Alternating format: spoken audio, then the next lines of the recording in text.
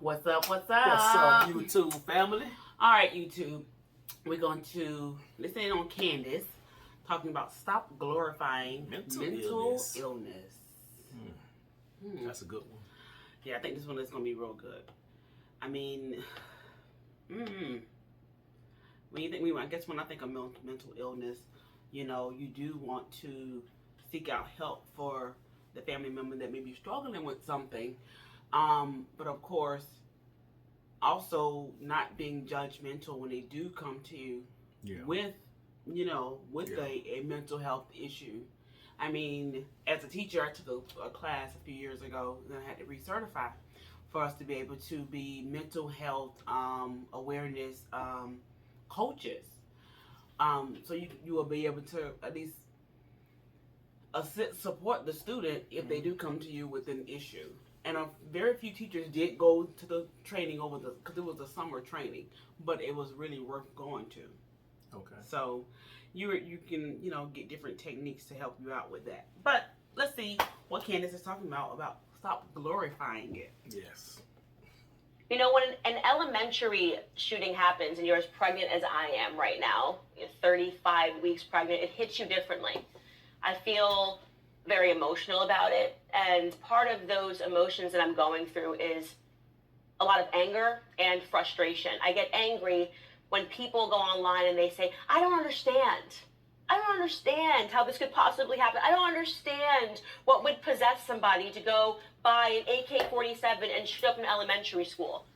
Well, you know what I don't understand? I don't understand why these people don't understand how we get to this point in society.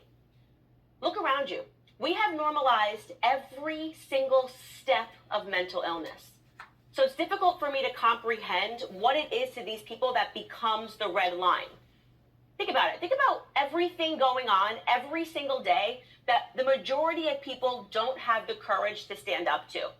For example, this is a quick list, right? It must be the mutilation of bodies, of these young children's bodies, right? That's really making people stand up and say something. But these same people stand behind children being aborted in the womb up to 9 months.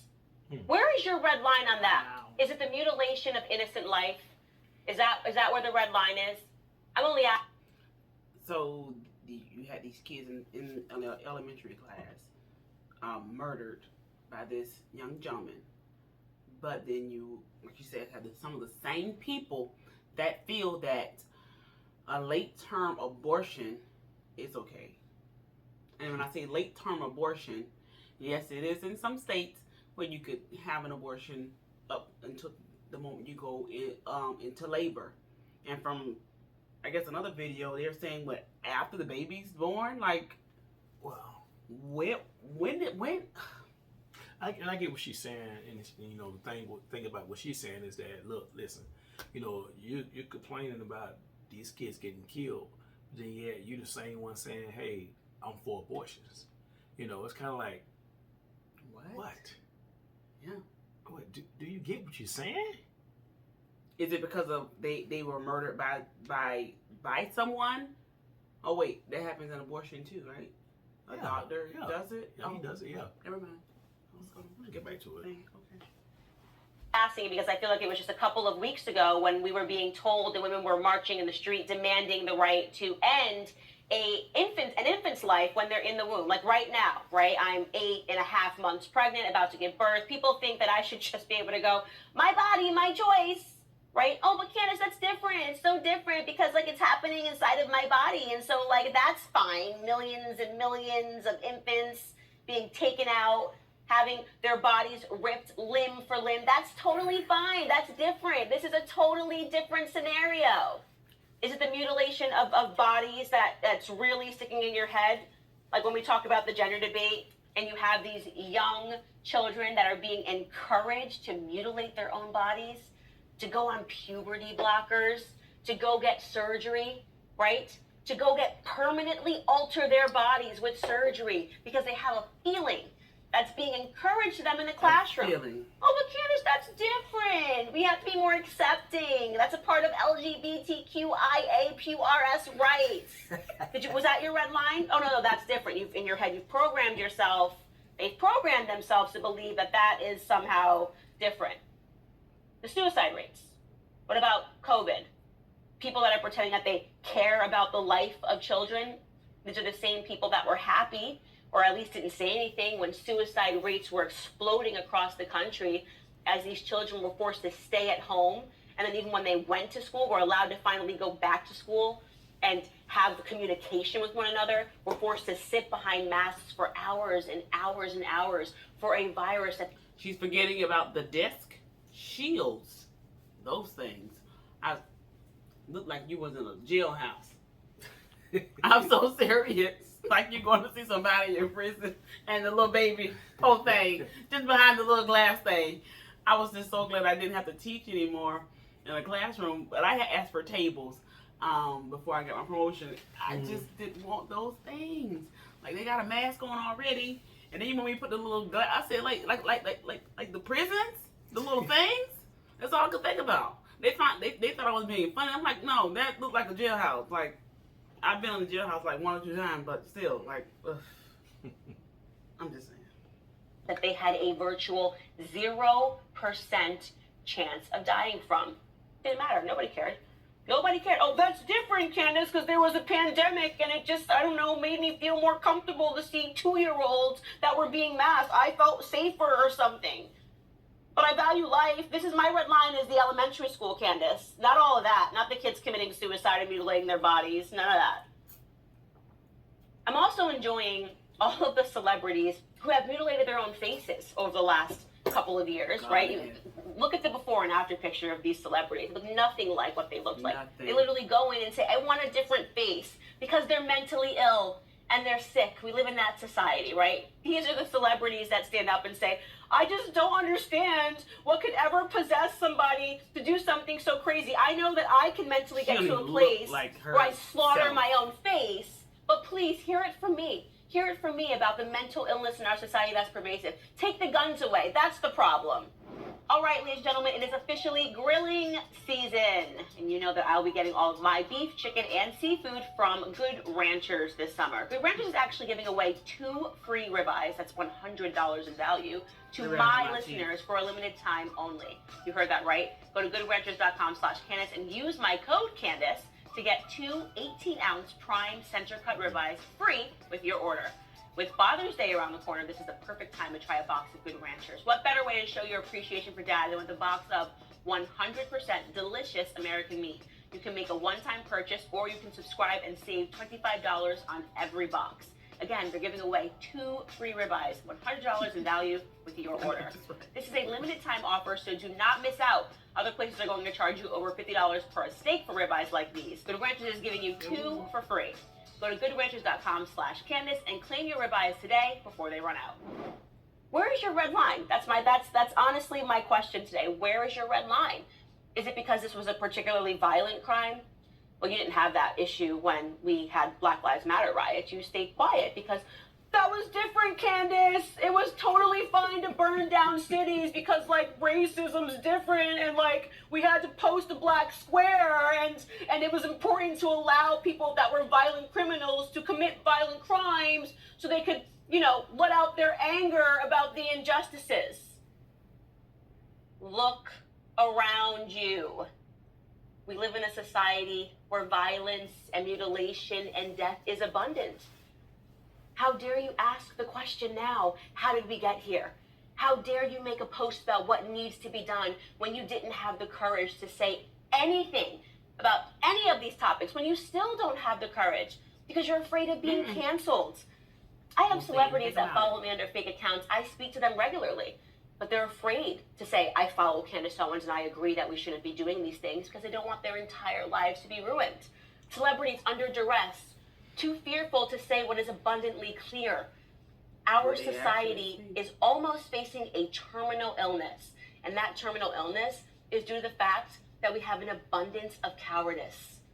We are facing a deficit of courage in this country and all around the world right now. That's the truth. That's what's going on. People are posting their mental illnesses in their Twitter bios. These are my pronouns. I'm a fish today. I'm a fish. And if you say anything about it, you're transphobic and I'm going to send a mob on you. Maybe that's the answer. Maybe it's because we avoid saying that these are obvious clues that this person is mentally ill. Thanks for joining me on this segment of Candace. If you like this video, subscribe to this YouTube channel and ring the bell to get notifications on new videos. To watch or listen to the full show, become a member at dailywire.com/subscribe. Yeah, we have to get to a point. Okay. We have to. I mean, when do you draw the line? Where do you draw the line at? I think a lot of times, when you're a celebrity and you're making this money, I think that you allow people to control you because they can stop your cash flow. So if they stop your money, that means that they're stopping your life. No, not necessarily. But the thing is that we're allowing people to control us because of money. Money. And I guess you put that because you do think about, I was very shy, like, as a child. Easter scared the crap out of me. I mean, I was already a tomboy. Easter. Let me tell you why. Was it bunny? Anyway, I was a tomboy. So then you got me put on this freaking dress. Then I gotta go find the dress. Then you want me to put on them stockings. And then, me shy as I am, you want me to learn a speech. Not a short speech. You want to give me a daggone long speech. And every year you want somebody to do this. It scared the crap out of me every year. I never wanted to participate in that. But as a shy child, okay, I did things my way. I didn't want to, like, do anything that drew attention to myself. So, of course, nobody knew my mom had me because I was just that, like, you know, within myself, or I would kind of hide out in my, you know, cartoons and shows and things like that.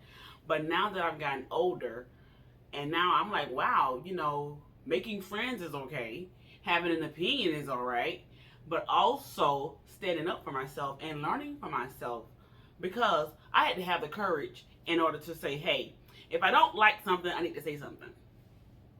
You know, the shyness is still there. You know, even as a teacher, every year at the beginning of the school year, the kids are nervous. Heck, I'm nervous. I'm the one that's nervous. But I'm in there to do a job, but also outside of teaching these kids this information that they're going to need in order to develop, I also got to be there for them when they come to me with their different issues. And I also got to come to them with compassion as well. So me trying to be a coward or playing possum, I can't do that, because at the same time, I have other people's lives that are dependent on me. Yeah. It's a song called "For the Love of Money, People Will Rob Their Own Brother." So the thing is that song hits relevantly the head of the nail.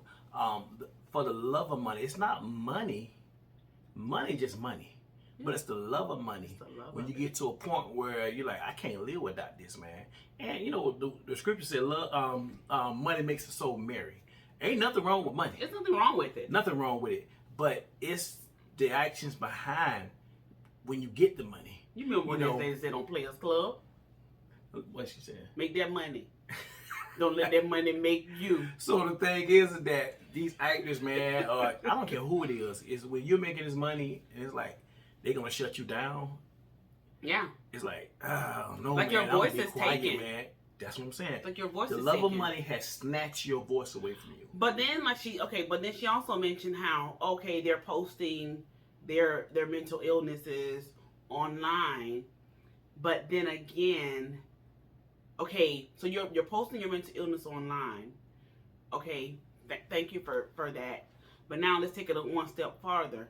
You know, are you sharing like things that you did to combat that, or why even share it at all? Is it even necessary to share it? Just to I'm sorry. Are you sharing your mental?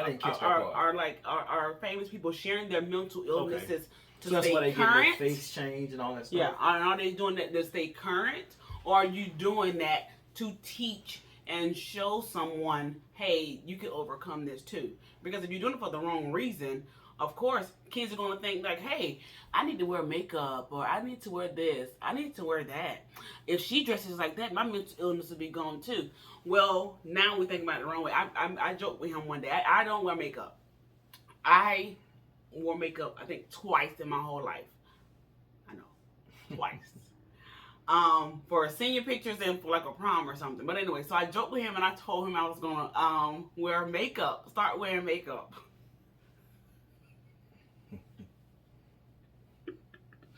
He said he's gonna tell our counselor on me. And I was like, what the lady gonna do? Like, but you telling on me like I'm a child? But it was just funny in the moment because it's like, wow.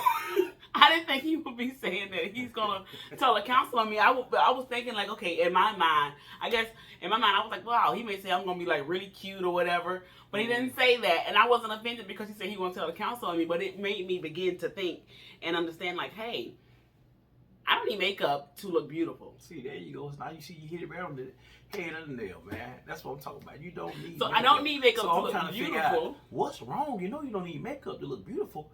We need to talk to a counselor. Yeah. It's a shift, and it's something that happened.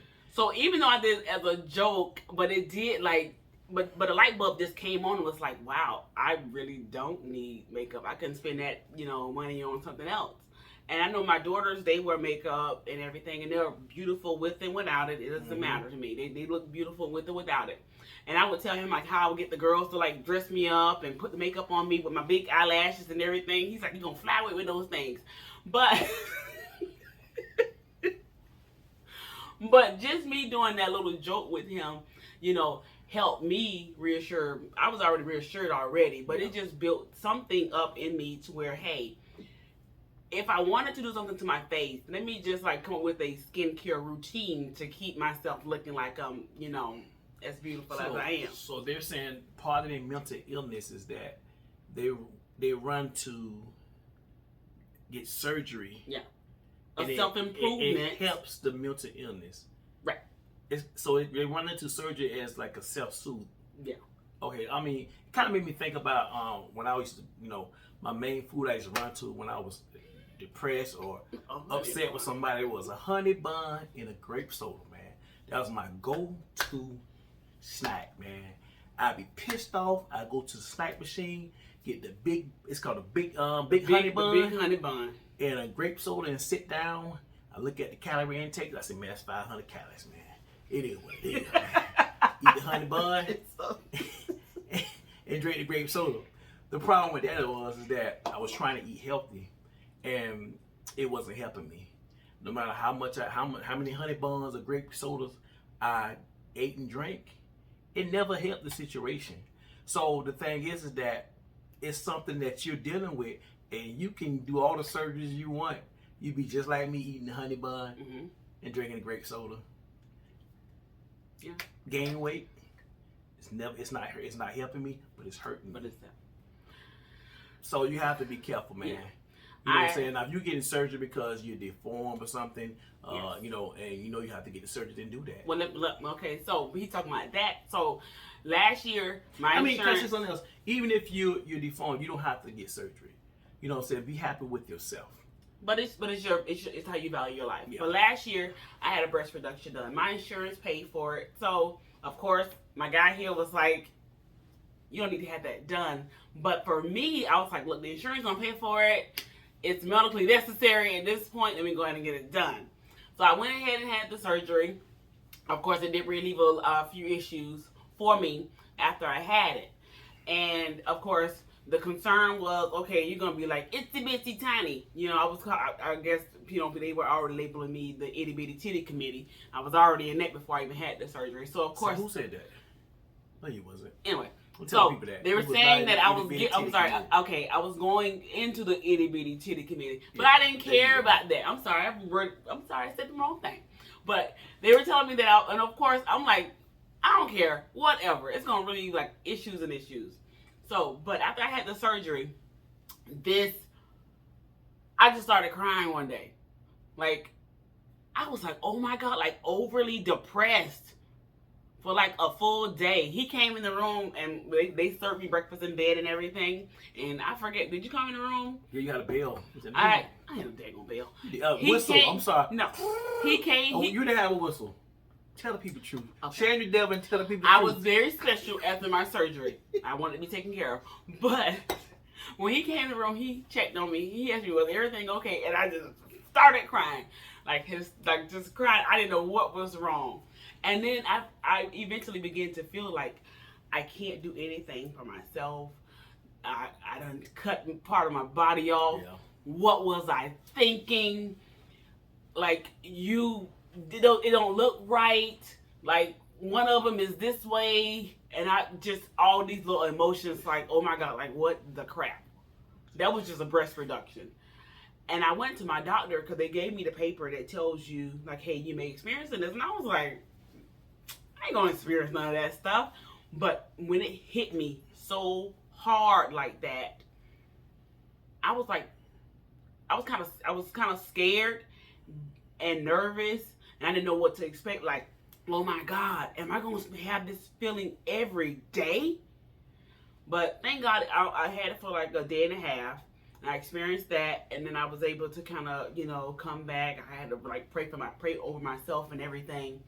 And then, but they came around and supported me, and my family was there. But man, I went to my doctor's appointment and I told my doctor about it, and he was like, wow. He was like, I know we give people information about that, but he was like, thank you for even telling me that you experienced that, because a lot of women don't come in and tell their doctor they experienced those bursts of depressions after surgery. They give us paperwork on it, but he was like, look, I gave you documentation on it, but no one has ever really came in here and said anything about it. Mm-hmm. But how quickly I bounced back from that was just like a miracle in itself. I mean, but having a surgery just to help your mental illness, the surgery caused me to have a mental depression illness in that moment. So pretty much it added to your mental state. Yeah. Okay. So it added to it, and I was like, whoo, in there. And I want a tummy tuck. So and I'm like, oh man, I didn't even need to rethink that. So I canceled my tummy tuck surgery. Not for that, for other reasons. But I'm not getting into that with y'all right now. I'm not getting into that with y'all. But just to compound a already mental illness with another mental illness that could possibly come after surgery, and you don't know how to deal with the first mental illness. And my doctor said something really, really, really good about people who come in and are already just depressed about themselves, because he made sure that, hey, are you comfortable with your own? And I was like, yeah, I'm good. As far as having a surgery, that's the only thing that's concerning me. So last question. Okay, so if since you talking about surgery, he said he asked you, are you good with yourself? Yeah. So my question is, if you're good with yourself, why would you go get surgery? I mean, if he asking that question, if I'm good with myself, why would I be there?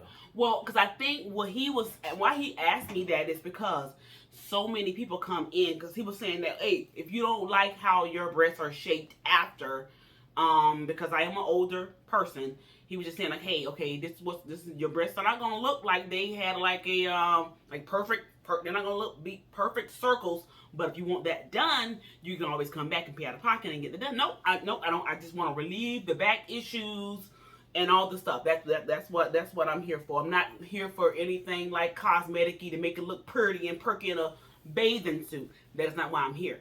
So but he just made sure that I was comfortable with my body image. He said it's not gonna be circles, so it's gonna be a square. You got square titties. No, okay, so it's not gonna be square, but it's gonna be circle like this. Okay, my breasts wasn't gonna look like Kim Kardashian and her sisters. Okay, they wasn't gonna look like that. All right. He said, "Hey, look, they wasn't gonna look like that. They're not gonna look like Gabrielle Union's boobs. They're not gonna look like a square. But you want to, if you come back, I make it a circle. I make it round. I hook you up." But when you leave here, that's going like a square. Okay, it's more of a, you know what, I can't even with him right now because he is crazy. But all I'm saying is that he just wanted to make sure, like, hey, because some people come in here with the mental, and he let me know, he's like, some people come here with a mental health issue, and they feel that, hey, if I have this surgery, I'm going to feel better. He said they come back in here, and they still feel the same way, and they want another surgery. I think that, I thought about this this morning when I was on the treadmill. I think as a doctor, you know, I think that he needs to hear them, but then say, hey, look, do you want to go get some counseling first? Then come back. You know, it's on us. You go get the counseling, but the thing is that now he's taking away from his money. No. You know, so he didn't care. But that's the thing. At this point, I'll probably do that. Hey, go get the counseling and come back, because, like you said, it may be a mental thing. But he said some people come back and they still feel depressed, or, well, I think I want to get my knees done because, you know, I skinned them when I was younger. But even though you did my hips, let me just do my knees too, because I still feel like something is off. Now we got a little bit of an issue. That's the thing, man. You know, do you allow the person to keep coming back for these surgeries? I don't see where people just. But again, that's where the cowardice come in. That you know, actor, she looked just like a cat now. I mean, just man, just tore herself up, man. And I was trying to figure out why would you want to look like a cat? Why did he do it like that? But yeah, man, that is crazy. Just don't look right. But no, I mean he really made sure. Black actor. I forgot the name. I don't know. It looks like a cat. The one that looks like a cat. I forgot the name. But it's so what? It's just like two of them. But I don't know. But then again, you can't tell if it's like a filter. But yeah, I know. Is the girl from Saved by the Bell, or it's not her? She don't look like a cat. She look like something else. She don't look like herself. But man, it was nothing wrong with her. She was beautiful when we were growing up. That was the wrong with her. Nothing. So that's what I'm saying right there. The doctor should be able to say, hey, look, I can't tell you what to do, but go get some counseling. But again, if I hide my mental illness from you, or whatever, or if I feel that this surgery is going to, you know, combat that, how I feel about myself, let me go ahead and have it. But then I know for a fact I'm gonna look amazing, so I'm gonna go and have it done. But then after the surgery is done, it was nothing wrong with Michael Jackson. You still look nothing wrong. Still feel the same. Nothing wrong with Michael. It was nothing wrong with Michael Jackson. He went into all those surgeries. Then he ended up getting killed by a doctor. So it's like this. He was dealing with a mental illness. But you either value your life enough to value your life. My problem, and I know you can't blame on the family, but as family, we have to step up, man. We have to step up, man, and see about our loved ones, especially if they deal with a mental illness. And a lot of times, these kids are dealing with stuff, and the parents be like, "Nah, my baby ain't got no mental illness," and people telling you, "Hey, you need to get him checked out." Yeah. Nah, he ain't got no mental illness, and that child is actually suffering because he needs help. He or she needs help. One thing I love about our kids is that we did encourage them to come talk to us. And one of our kids did recently just asked for, hey, can I go see a counselor? You know, for whatever reason. And she's old enough. I said, okay, I gave her the phone number for her to reach out on her own. But hey, if you want mama there, mama will come in and talk with you. And all she said is that I don't want to start crying in front of you. I want to do it, you know, by myself. So I gave her the phone number. So me just being supportive, but also letting her have the space to be able to communicate with them on her own, because she is a young adult. But thank God that she did come to me with that. And I think that part of being a teacher, we can be there for the kids, but we're not their parents. So it's like it does take a parent to be able to communicate with their child. Hey, how are you doing? That was one thing we made sure we did. We made sure we asked our kids how they're doing. And if they, oh, you good? No. Okay, now let's just try to so of course us as the parents going to try to bring that conversation out of them. Not in a pushy way, but we just want to make sure that, hey, they know that we are here for them. Yep. And that's what it's about. Yep, that's it. Well, YouTube,